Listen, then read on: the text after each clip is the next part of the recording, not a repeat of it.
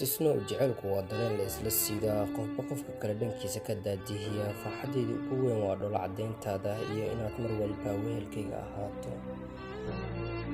Markaad jacaylkayga daadihinayso waa dareen cajiib ah, balse waxaa ka sii cajiibsanaan doonta markaad xaaskayga noqoto, laabtayda barkinkaaga dhigo.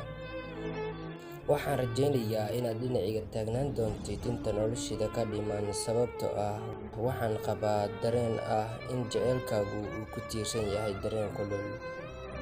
Haddaba haddii aan isla wadaagno nolosha, waxaan noqonaynaa dadka adduunka ugu nasiibka wanaagsan. Jacaylku waa sida dagaal ku bilowda si fudud, wuxuuna ku dhammaadaa si adag. Macquul ma ahan in la ilaawo. Isoo xasuuso haddii aan ahay qof adiga kugu weyn.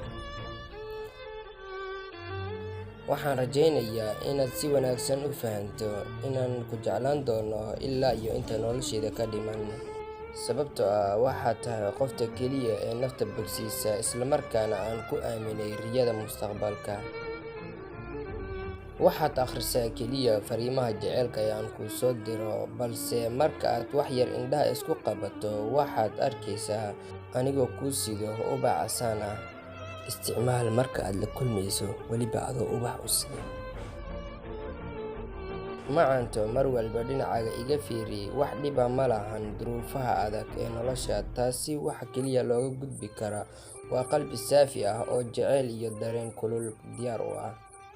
Jacaylkaygu waa mid qoto dheer oo run ku saleysan.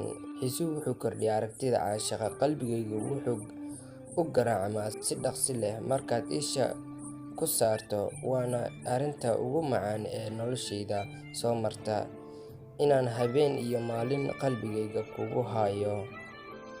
Jacaylkayga weligiis wuxuu ahaan doonaa mid laga ilaaliyay khiyaano iyo danaysi. Taasina waxaa sabab u ah naftayda ayaanba ii ogolaynin inay ilbiriqsiyo qof aan adiga ahayn isha ku xado.